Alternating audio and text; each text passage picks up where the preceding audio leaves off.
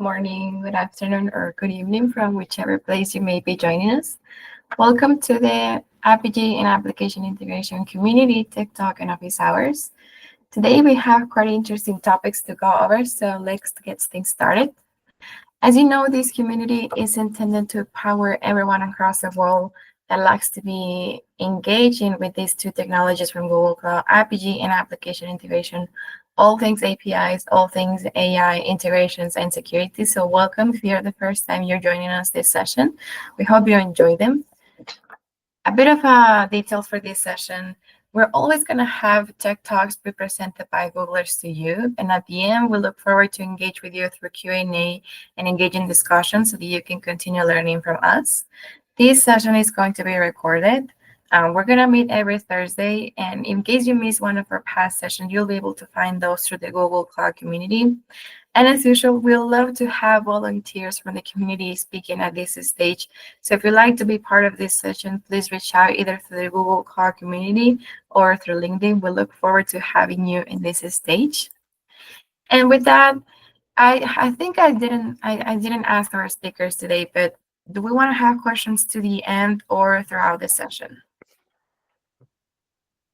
I prefer questions during the presentation. Simon, how do you feel about it? Yeah, I'm fine. Absolutely fine. That's great. So then you can drop your questions in the chat, raise your hands, or open your mic, and we'll be giving you the chance to speak during the session. And well, today our speakers, we have team for the product team in this session. We have Geir and Simon. So welcome to the session. I'll hand it over to you, and thank you everyone for joining us. Yeah, okay, perfect. Good. Hi, everybody. I'm Simon. So today is a special day in France. Let me turn my camera because you are live from the Google Cloud Summit that we are having in Paris. But you know, this event is more important for me. So I'm very happy to be here. I hope there's not going to be too much noise behind me. Okay, let's start. Let's start with one topic that you might have heard already. We tackled it in some talk as well that we have earlier, which is our AI positioning, and especially with agent space. Just to resume it a bit. So what we bring with our tools, Apigee and App Integration. An API hub as well, which is part of the tooling, is enterprise context and enterprise truth to agents running in agent base or anywhere else. What does it mean? It's basically that when an agent will need to follow something in a company, that is something that is deterministic, meaning that from the same input you always have the same output. We have tools to basically bring that to the agents, and the tool will be able to follow this path. Think about it like if you join a new company, you know to do plenty of things, right? The agents are very intelligent and so on, but they don't know the rules of the company. So when you come to a new company, you need to learn, how do I open a ticket? How do I ask for vacation? How do I do all of this stuff? So that's part of the things that we are bringing to agent space. The second thing that we are bringing as well is extensibility, because with the set of connector that we have, we can have an agent talking with AS400, like 20, 30 years old, like technology running on-prem. That's possible with our technology. And one thing that I want to add more is that there is a topic of security, governance, reusability that we have as well with agents, and agent space is a good example of that. And that's why you see here on this kind of positioning, API hub as the central place where any API in Apigee or not in Apigee, any integration, any connectors will be centralized in one tool that the agent can use, and the agent can even list the API, the integration, the connector that are available, in API hub. So bringing this API hub is first a way to ensure the reusability of what the agents can consume with this workflow API and so on. and of course, to bring a global governance with secure services that you bring to the agents. Okay. So if we focus a bit more on application integration, so we talk about this reusable workflow. I think that there is a custom as well a topic, because if we look at agent space, you can do a lot of things standard, like, I don't know, search in a data store, or ask for any question, like, or even in any LLM, you can do that. But we usually come to the picture where there is a custom needs. Okay, my platform is treating ACLs in a custom way. I need to follow a custom business process and so on. And that's where, you know, we extend agent space and agent platform in general with this kind of customization. That could be with code or with no code as well, which is part of the platform. So consistency in what the agent can use. It's not always true, right? For some use cases, you don't need consistency. But when you do, that's where our platform makes sense. As I said, it's bring like security and governance globally, and we extend the connectivity, like on-prem or private connection to I don't know, to a platform in GCP, outside GCP. That's our value proposition. So when you have tools, the idea as well on the product level is quite simple: is to be available as tools, no matter the way you create your agent. At least in GCP, you create your agents with conversion agents. You can use our platform as tools. You want to do it in ADK? That's as simple as this. If we have a demo just after, we'll see that the ADK is like few lines of code. That's not like marketing. That's extremely easy to just integrate in code, an integration, an API, a connector, and so on. Even in the default option, there is more stuff coming in agent space, but you will see how we are relevant as tools from the default agent as well. So it's right there, and it's like available, being integrated in the current agent platform that you use. As I said, if we put that, you could technically, you can use the tool in a different way. We don't force anyone to centralize basically their tools or their specification in API Hub. But that's something which is very recommended, because if you do that, if you have a central place where you have all your API centralized, it's not just for agents, but it's actually a very good case for agents. You can ensure that you have the visibility of all your API. The agent can have the visibility as well. So sometimes you don't want to specify tools, but you prefer to basically give the available list for your agent. That's something that is possible. You can ensure that you manage the reusability. You will not do many API that actually doing the same thing, and you will look to the reusable basically rate of your API and so on. So the API Hub is a registry tool that is there where you can feed the API Hub with APIs from Apigee, from third party, from any API. You can feed them with the integration, because any integration have a specification that can be fed to API Hub, and same for connectors and so on and so on. So that's bring you security and governance that can be used globally and at scale for your agent. Let's see if there is any question of that, and after we can move to the MCP and agentic part.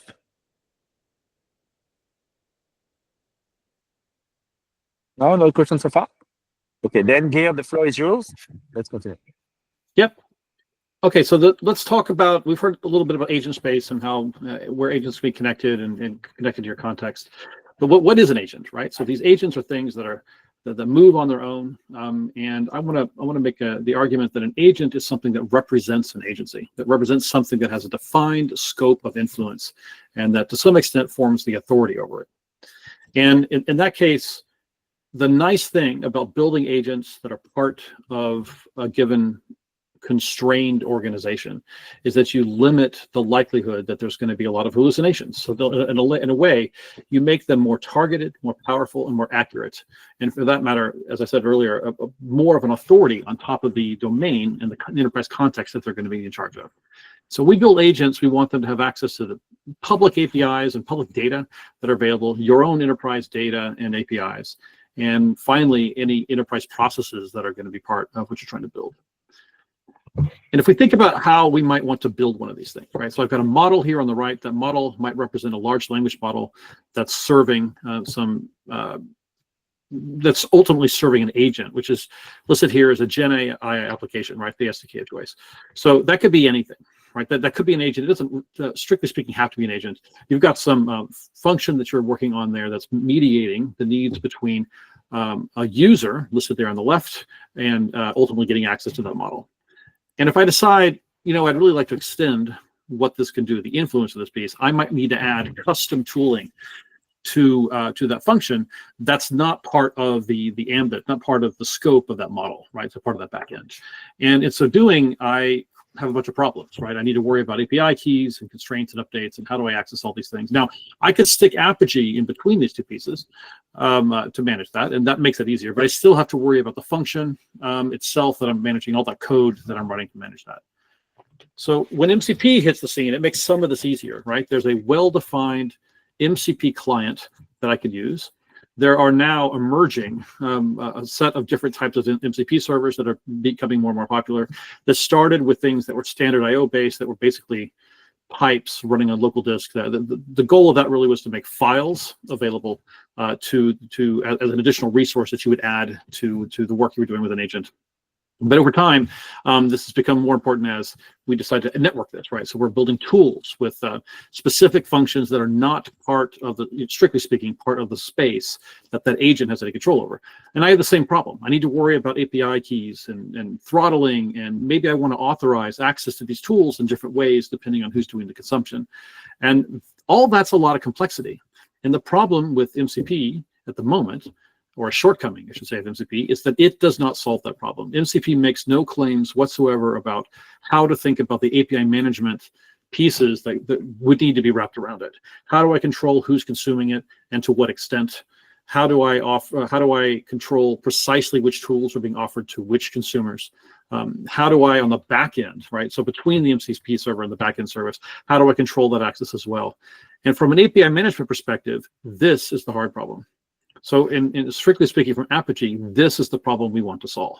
So there's a lot of work ongoing today about who can bring out an MCP server the fastest. And I want to make it clear that that isn't the hard part. There are loads of available MCP servers that you can download right now. You can run them on Cloud Run. You can run them on GKE. As of a couple of weeks ago, the MCP folks have come up with a new version of MCP, which means it doesn't have to stream anymore. So you can effectively run an MCP server strictly on an Apigee proxy or one or more Apigee proxies. But that's not the hard part. The hard part is making this tooling available, controlling that access in a way that you could do over time. And for that matter, grabbing observability information so you know how it's being consumed, so that you can kind of cater that tool usage in a way that's going to make sense as you go further with this development.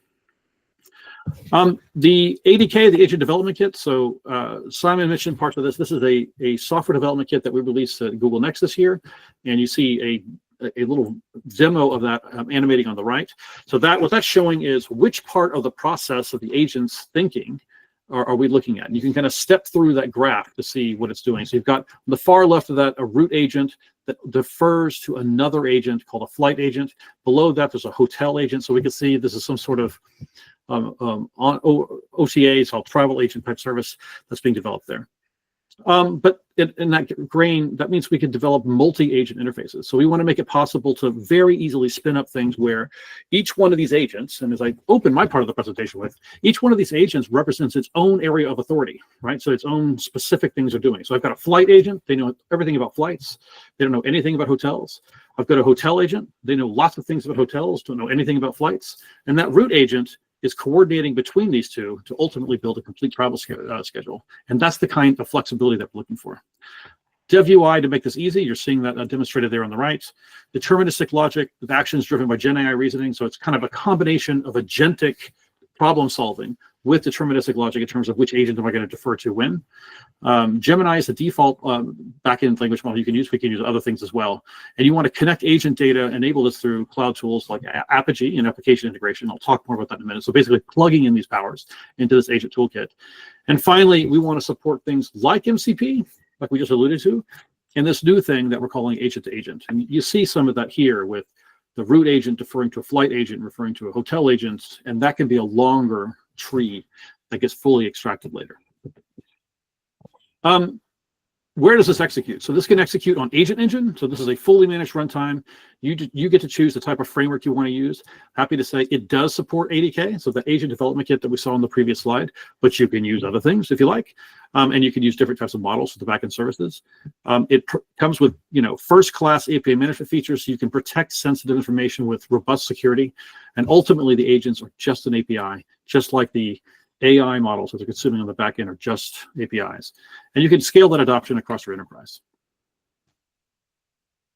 And ultimately, what we're trying to do here is build enterprise context for these agents in a way that makes sense. So at the top of this circle, your enterprise applications, you want to make it pretty easy to wrap those. At the very bottom, other agents, right? So if you create different agents for every part of the enterprise context that you have around your organization, then you can string those all together to build something that's really powerful. And you're going to do that in part with custom integrations you have on the right, and on the left with custom APIs that you're going to use that are going to be part of everything you're building. And in so doing, you want to track all of that. You can use API Hub to keep track of where all these APIs are, and application integration to get access to connectors and to specific flows that are going to provide you everything else you're going to need to get part of that enterprise context. And what does that look like? So here at the bottom, you see a custom tool equals API Hub tool set and a couple lines of code there. What this is showing is that the ADK includes very simple tooling to make it very easy to grab access to an API that's already in API Hub. So if you already have these APIs in API Hub, you add this tiny bit of code you see there at the bottom. That later gets plugged into what we call a root agent. And when you do that, ADK and the agent it spins up now has direct access to that API. This isn't MCP, it's MCP-like. I would say to some extent it's better than MCP because we know we have guaranteed enterprise controls on either end of that connection.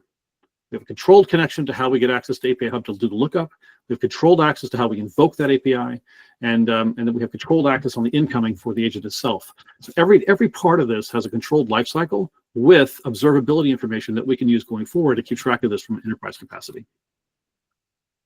Yeah, the enterprise context for agents is really finding everything that you have as part of your enterprise. That's your persistent data that you have for different types of business processes. Those are the APIs and the way, incidentally, you've developed those APIs for every part of your enterprise. Those are the integrations and business processes that you have today that are part of what you work with. And if you basically want to agentify, this is the goal, agentify every one of these pieces. And we think this is fundamentally going to change how we build applications today. So today, when you build an app, you write a bunch of imperative code that step-by-step does a bunch of different work. Even if you're using advanced things like threading models and promises and the like, ultimately, it's predictive in terms of exactly what's going to happen there. But data changes. And as data changes, the way you've written your code, which could be rigid, can break. But the nice thing about these agents is because they represent a particular agency, they represent a particular business function, they can adapt over time based on their own data that's there. And so if you're deferring to a flight booking agent as part of an online travel agency, for example, and the flights that are available today, the airlines that are available today are brand new, you don't need to know that from your end of the code. The agent will take care of that for you because it can look that up. And once you've done that booking, if the way you pay changes, the agent can take care of that for you and offer those things on demand. And so think of this as a move like the move we did from giant vertically stacked monoliths to a suite of microservices. I would say this is very similar, except that each one of these microservices are now independent decision makers in their own right. And I will add something as well, Geir. For me, the enterprise context is really like the tools that the agent can use. But there is what we call a bit the enterprise truth, which is very, very similar concept, but basically it's like the need to know. It is not only what the agent can use, what is there is what you need to know how to use. A good example, I think, is raising a ticket. I've seen that a lot, like coming, like an agent needs to create a ticket, but you cannot just say, okay, just create a ticket. That's not the reality of what we see with customer. There is rules to create a ticket, depending of who you are, depending of who you are creating the ticket to, depending of the priority of the ticket. There's so many things that the agent needs to know and needs to have and needs to understand basically to create a ticket. So that's what we bring. We bring this as enterprise context, and it represents, I would say, the enterprise truth that the agent needs to understand as well to perform an action. Sometimes, not all the time, but sometimes it's mandatory to follow this. Okay, was that clear? Any follow-up? How is this related to Apigee? Not every agent connects to Apigee. No, not how does it relate to Apigee? So what I'm showing you here is a code snippet from ADK, the Agent Development Kit. And in this case, we're leveraging the Agent Development Kit to fetch the context around how to connect to a given API. And we're going to empower an agent to do that. And that gives that agent the connecting information it needs to go and do that on its own. So we're giving it the power of that additional context, that enterprise context, if you will. And by the way, that API does not have to be an Apigee API for the record. Now, we happen to think it should be, okay, you got it now. But just to be clear, this could be any API you have registered there. That could be an API that's ultimately a microservice running somewhere else that has its own API contract. But frankly, that could be an API on a competing platform, which is Apigee. But we're leveraging an Apigee tool, an API hub, to kind of make that possible. And there's more tools, right? So I can take tools for integration. So here on the left, this is going to call, you can see it's a similar amount of code. I think it's one line more for each of these. Call a particular integration flow. And then on the right, leverage a particular connector and pull those into agents. And then finally, if I really do want to use MCP, you can do that too. And so here at the bottom, you see that root agent. And I want to point out the second to last line of that root agent is tools equals MCP server 1, MCP server 2, and so on. And that tools list is simply an array of every tool you've defined. That could be that MCP server you see there. That could be the integration, a connector. That could be this API hub tool set there. Frankly, it can be other agents. So you can define any pieces of these you like, add them all to that list, provide some hints to the root agent that explain to it when to use what and how to do it. And then at that point, when you launch the agent, it'll be able to do the work for you. And one more thing here. By leveraging ADK for the MCP services in this case, that connections params piece, which in this case is calling a standard IO locally running service. You could be calling a network-based MCP service that's using JSON RPC or service-end events, for example. And you can also add in programmatically the authentication information. And that is key because, as I said, MCP by default doesn't force that. And so by leveraging it this way, we provide first-class tooling to do that automatically. And because it's part of ADK, we'll get the observability information that we need to keep track of how that's being used. Okay, we got all these APIs. We're leveraging API Hub. But a problem we have with API Hub today is that many of the APIs that are there don't have a spec. Or if they do have a spec, they don't have a very good one. So we're working on something called SpecBoost. SpecBoost is leverages some Gen AI tooling to extend a spec. And if there's not a spec at all, we're working on some tooling that will enable us in batch to go and create from scratch specs for every API you have. The way we're going to do that is that if we have access to it, then we've got an API, say from Apigee there. We will look up, if we can, the access log information and use that to build at least the defaults. And then over time, SpecBoost can improve overall what that spec looks like so it gets more and more accurate. And that means ultimately that when you start to use some of these APIs with agents and the agent development kit, that agent gets more and more powerful. The accuracy gets better. And frankly, this serves things beyond just agents and agent development kit. It'll serve the usage and lifecycle management of that API overall. A2A protocol. So I mentioned before, and a couple of slides before, that you create these tools. You could have agents depending on other agents. In fact, the very first agent development kit slide I showed had a root agent calling a flight agent versus a hotel agent. how to handle different pieces. And that's leveraging something that we call the A2A protocol, the agent-to-agent protocol. So this is an initiative spearheaded by Google, but done in collaboration with a bunch of other players. And the idea here is kind of twofold. One, do something a little above and beyond what MCP does. So with MCP, you declare resources or tools, and a resource, as I said, is usually local, like file data, and a tool is a function that does something very specific. But what if I don't know exactly what I need done, right? I need something, I need to provide a little more power and influence and autonomy to the service I'm calling. Well, in that case, I don't want to call one specific tool. I want to defer it to an entire agency. And I do that by calling an agent. And so with the agent-to-agent protocol, we make that possible, and we bake that into the agent development kit. And when we do it assuming we're going to be wrapping it with enterprise-ready features like authentication, authorization, and the ability to throttle and gather observability information for how these services are being done and handled. These comply with open standards for connecting between these agents. So I might have an agent there that sometimes uses MCP and sometimes uses the agent-to-agent protocol. So the agent-to-agent does not obviate the need for MCP. Not everything is going to have an agent on the other end you want to call, and sometimes you're going to really need to use MCP. But when we do it, we want to make sure that we're adding first-class security while we're doing it. And finally, kind of behind all this is serving these AIs elements. And when we do this, we think that, and it's our position, and I'm happy to say it's the position of the analysts we've spoken to, it's not that people won't have solutions they call an AI gateway, but you don't need a brand new product called an AI gateway. An AI gateway is just a specific API gateway for an AI gateway use case.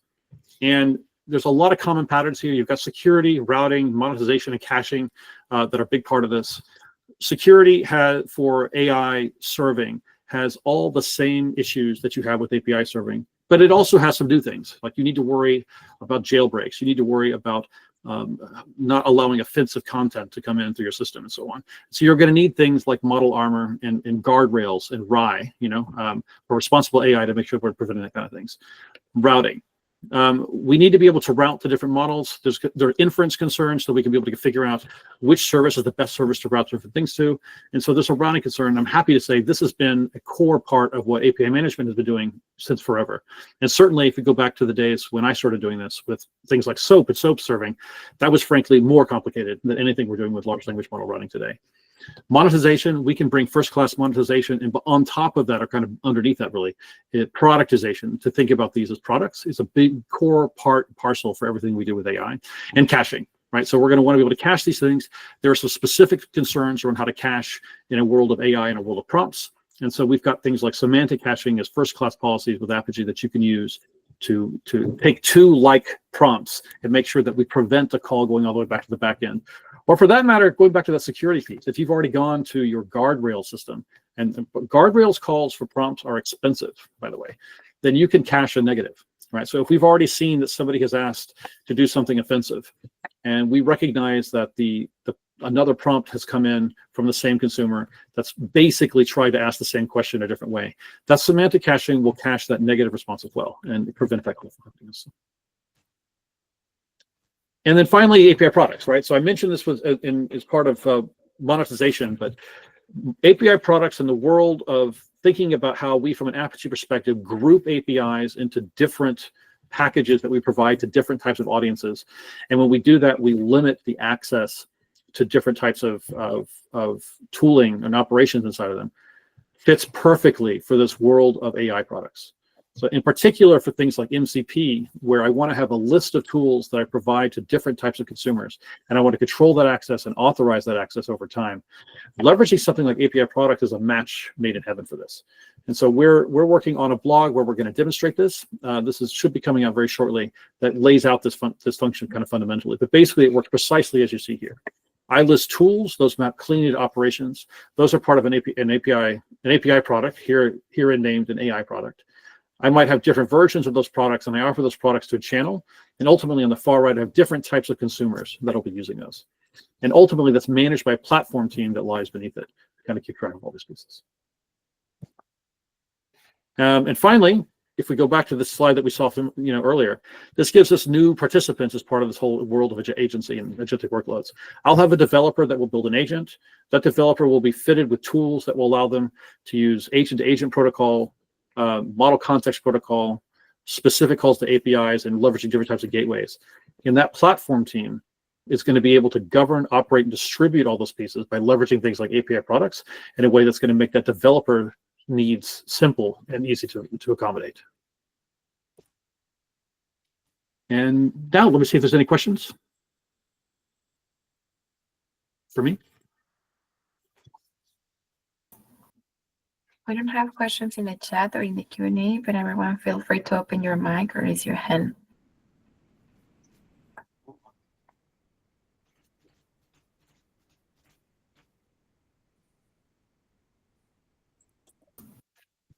There you go, we got one. If one wishes to use open source models such as Hugging Face, is model serving they have to manage or own, or is there any support on that too? If you've got a model that's already running somewhere and you want to route to it, we can route to it, and that would include Hugging Face. So Hugging Face does two things. So Hugging Face is a way to go get access to the model so you can download them and run them somewhere else. And there's also some abilities to run them there. So it depends on what you mean. We don't offer inside of Apigee a way to run the model proper, but we offer ways to control how to route between them. So if you want to use, I don't know, a specific LoRa model you've gotten off of Hugging Face that you're running on your own infrastructure, or if you are leveraging Hugging Face to host the running of that model, and you want to route to it versus routing some things to Gemini versus routing some things to Claude versus leveraging some things for OpenAI, Apigee can be that gateway that infers where to route these different types of prompts.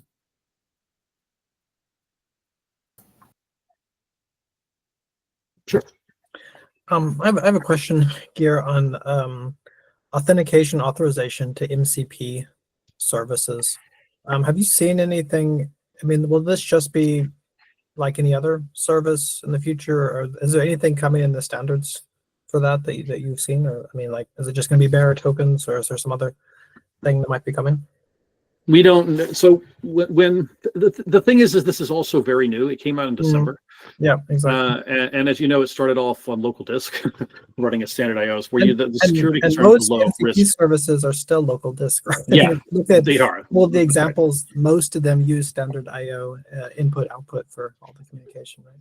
Which basically has no security, right? I mean, kind of none whatsoever. Mm-hmm. And so we and not only we, by the way, there's a bunch of folks that are involved in this, but our own folks have been working with the community around this. And initially what we were told is let's build the hype on using this as a way to extend what we can do with these large language models, and we'll worry about security later.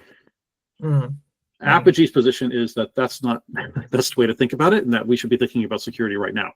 But I think the reason they felt that way is, to your point, is most of them are anyway running local at the moment, and so the risk there is quite low if that's where you're running it. But it's really high if you start to think about trying to make this a distributed system, and notably if MCP is going to grow, that's where it's going to be important. It's not going to be running as one-offs on somebody's local computer. It's going to grow to being a serious service that's run in a network capacity. So everyone knows this is a problem that has to be solved. I think the good news is there's nothing at the moment magical about MCP. It just uses server-sent events to send its stuff, and then it routes itself to those backend services. And those are just HTTP-based APIs, and so they fit very cleanly both in front of and behind Apigee. And are there any other parts of a potential MCP server, or is it, I mean, is there any reason to separate the MCP API from the backend? Or, I mean, from every example I've seen, it's all just one service, right? So there's one service you deploy, on Cloud Run, or it runs locally, and it includes the MCP, API, as well as the logic, whatever that, service does. Is there any reason to further separate that, or do you see anything there? I think I think of MCP a little bit like I do GraphQL, right? Except that the change in MCP is going faster. So when GraphQL first came out, everyone was like, this is great. I'll build one grand unified schema with one GraphQL endpoint for wherever from my enterprise, whatever problem I'm trying to solve. And pretty quickly we saw a bunch of GraphQL services pop up at organizations where they were using it. And then we had issues around schema stitching. And how do I stitch, how do I have graphs and subgraphs, and how do I stitch these schemas together to different pieces? I think we thought MCP was going to be start that way, right? We're going to have one service that that one service has all the things you need in it.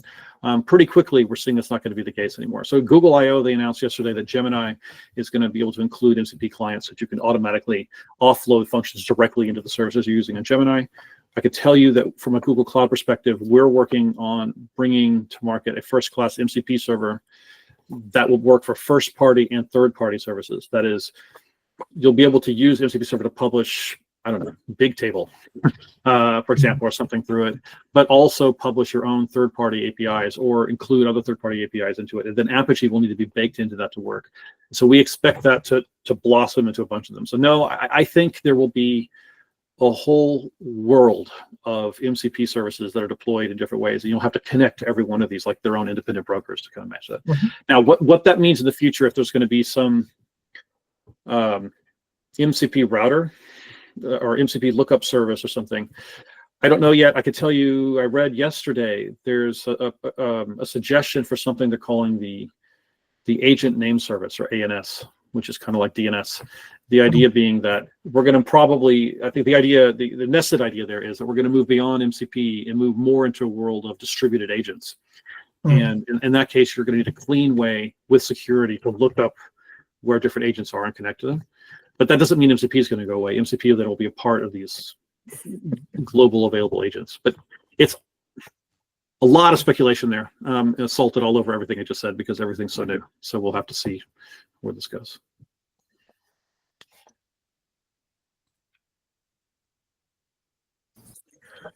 Cool. Thank you, Tyler, and thank you, Geir. Any more questions, everyone? So if we have a few minutes, I can also show a quick demo that kind of illustrates, Geir, what you were showing. And if there's any questions, anyone just jump in. Let me share my screen. You should see my screen, API Hub.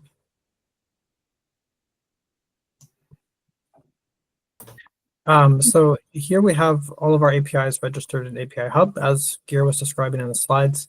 And I think it's interesting to, of course, label the APIs that support, or the services that support MCP, right? So we can categorize the REST and MCP services.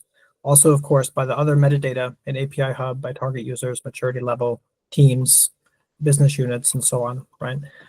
So in this instance, I have a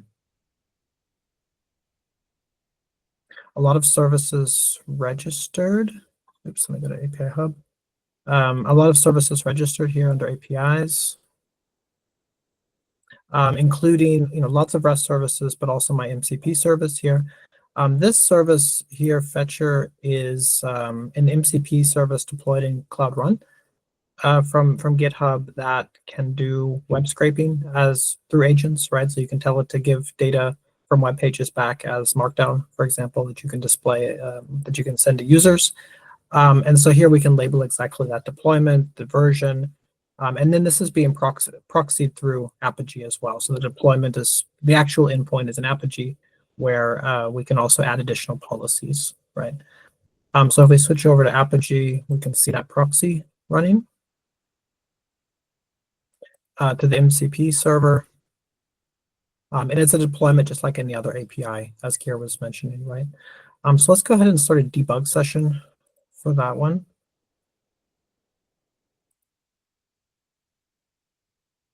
So now we'll see all the requests that come through to the service. Additionally, I have an agent, a development kit project here running in VS Code. This has a couple of tools configured. So I have API Hub tools configured to link in some REST APIs that are published in API Hub as well. And so this is the resource planning API here based on the name. And then here in the agent, we're also instantiating an MCP tool that's connecting to my Apigee endpoint here, right? So this is my Apigee endpoint.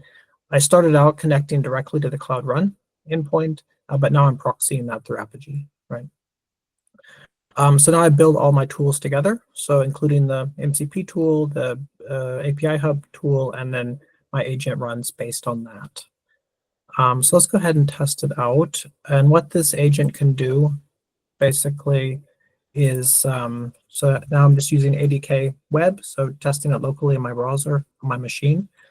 And we can ask it, for example, to use that API Hub API. So give me a list of current energy projects. So this goes to my API tool, and it retrieves the data. And we can see that communication here in the kind of the debugger, right, to see exactly what the agent is doing and the data that it got back from the API, and we can step through that here as well, right? If we look at the results, we see that was the response that got back the JSON data, right?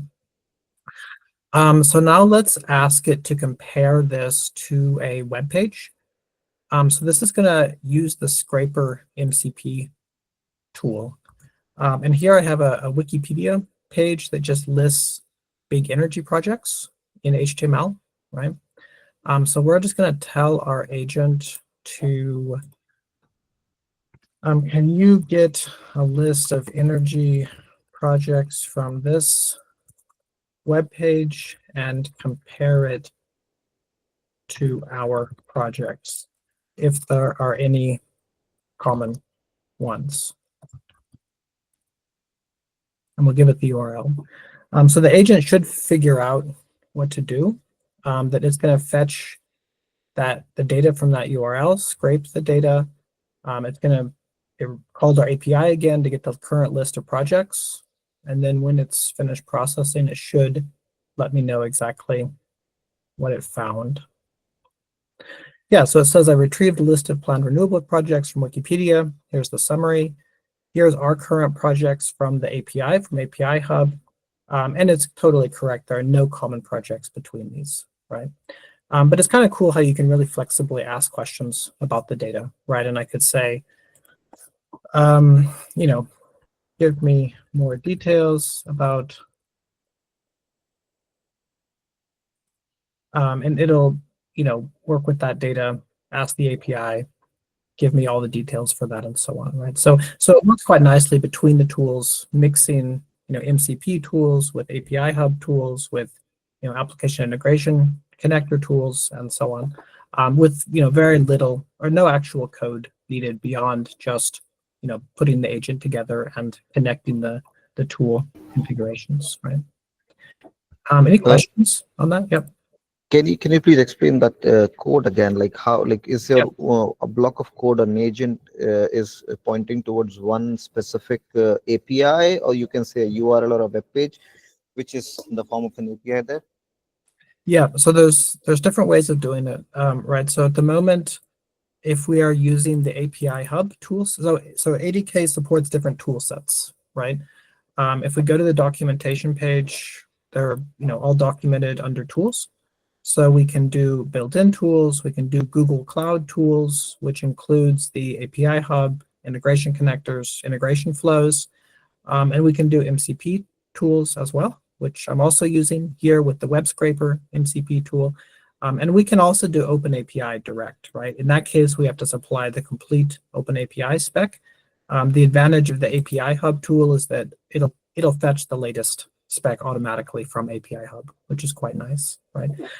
So what we need to do in the code is bring all those tools together and just instantiate the ones we want to use, right? So I'm using one instance of API Hub toolset pointing to a specific API Hub API.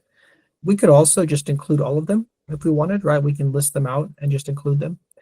And then additionally, I am getting a remote MCP toolset from a server from our Apigee URL here, which is connecting to my web scraper MCP tool, which is running in Cloud Run, right? So here in Cloud Run, I have my fetcher MCP server, and it's running just from a container here, and Apigee is proxying that, right? So you can include as many tools as you like. You can also put them into agents and include the agents in it, right? So basically how ADK works is you just instantiate these agents, you supply the tools that you want to be included, All you need to do is just create them with the appropriate URL or identifier for API Hub, for example, and then that agent, puts it all together, right?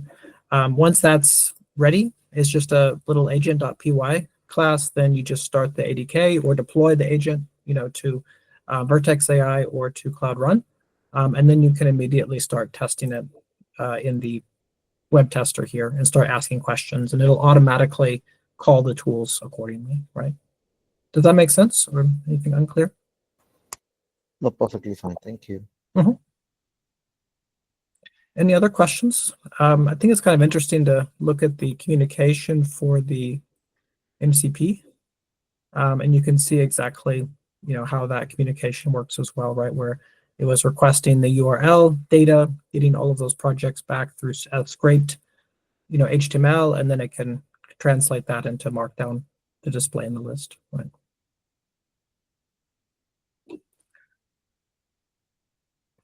Cool. There's no further questions. Then just a small demo to illustrate that. Thank you, Tyler. That was great. Let me go back to share the deck so that we can start wrapping up the session. But anything you would like to add here, Simon, or any other question? Nope, but nothing more than go try out ADK. It's really cool, and it works really well with the tools that we have from AppInt and Apigee. And I think you're going to like it. Thank you, Geir. So everyone, thank you so much for joining us. You will see that we open a poll so that you can rate the event. It's just a small set, but if you'd like to go deeper into the feedback you can share with us, please go ahead and scan this QR code. You'll be able to give us some feedback on what kind of topics or formats you would like to see for this session. So that will be really valuable to us. As usual, please go ahead and take a look at the product articles we're sharing with you through the Google Cloud community. There are many things going on there and new updates to be shared. And for the upcoming events, we see you next week for these regular tech talks that we have for you prepared. If you have someone or you have a colleague in Japan that would like to join an API management fundamentals with Apigee with us, please let them know that we have a session on May the 29th next week, so they can look for this invitation through the Google Cloud community. And for those in Latin America and in Spain, we have the upcoming summits for Apigee and Application Integration, May the 27th in Buenos Aires, Argentina, and in Mexico City, and on May the 28th in Monterrey, Nuevo León. And on Spain, we see you next month on June the 19th. We look forward to have you there joining us with us. And with that, we wrap up this session of today. Thank you so much for joining us. Remember, we'll share the recording through the Google Cloud community, and we see you next time. Thanks, everyone. Thanks, Thanks, everyone. Bye-bye.